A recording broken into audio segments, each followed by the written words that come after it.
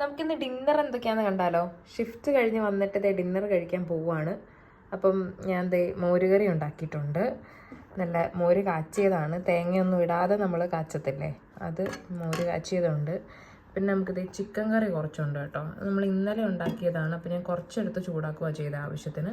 പിന്നെ ബീൻസ് തോരനുണ്ട്, അത് ഇപ്പം ഫ്രഷ് ആയിട്ട് നമ്മൾ ഉണ്ടാക്കിയേക്കുന്നതാണ് ബീൻസ് തോരൻ. പിന്നെ നമ്മുടെ ഇറച്ചി അച്ചാറും ഉണ്ട്. അപ്പോൾ ഇതൊക്കെ കൂട്ടിയിട്ട് നമുക്ക് ഡിന്നർ കഴിക്കാം. അപ്പം നമ്മളിത് എല്ലാം പ്ലേറ്റിലോട്ട് വിളമ്പിയിട്ടുണ്ട് കേട്ടോ. ചോറും കറികളും എല്ലാം എടുത്ത് വെച്ചിട്ടുണ്ട്. നമ്മുടെ ഡിന്നറാണ്. എല്ലാവരും പറയും ഡിന്നർ ലൈറ്റായിട്ട് കഴിക്കണമെന്ന്. പക്ഷെ നമ്മളിങ്ങനെ ഷിഫ്റ്റൊക്കെ കഴിഞ്ഞ് വന്നു കഴിയുമ്പോൾ ലൈറ്റ് ആക്കാനൊന്നും പറ്റില്ല. നമ്മുടെ നാടൻ ഫുഡ് അങ്ങ് കിട്ടിക്കഴിഞ്ഞാൽ അത്രയും കംഫർട്ടബിളായിട്ട് നമ്മൾ കഴിക്കുന്ന വേറൊരു സാധനമല്ലല്ലോ, നന്നായിട്ടങ്ങ് കഴിക്കും. ഇങ്ങനെ ചോറും മോരുകറിയും കൂട്ടിയിട്ടിങ്ങനെ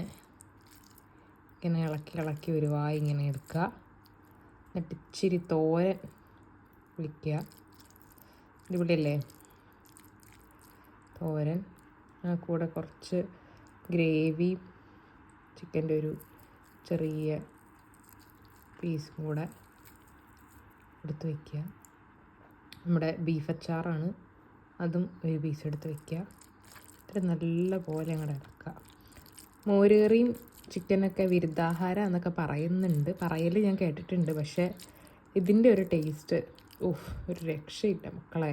അപ്പോൾ ഇതുപോലെ അടിപൊളിയായിട്ട് ഇങ്ങനെ കുഴച്ചടിച്ച് കഴിഞ്ഞ് കഴിഞ്ഞാൽ നമുക്ക് കിട്ടുന്നൊരു സാറ്റിസ്ഫാക്ഷൻ അത് വേറെ ലെവലാണ് അല്ലേ. അപ്പോൾ ഹാപ്പി ഡിന്നർ. നിങ്ങളുടെയൊക്കെ ഡിന്നറൊക്കെ എന്തൊക്കെയായിരുന്നു എന്ന് കമൻറ്റ് ആക്കിക്കോളൂ കേട്ടോ. Bye bye.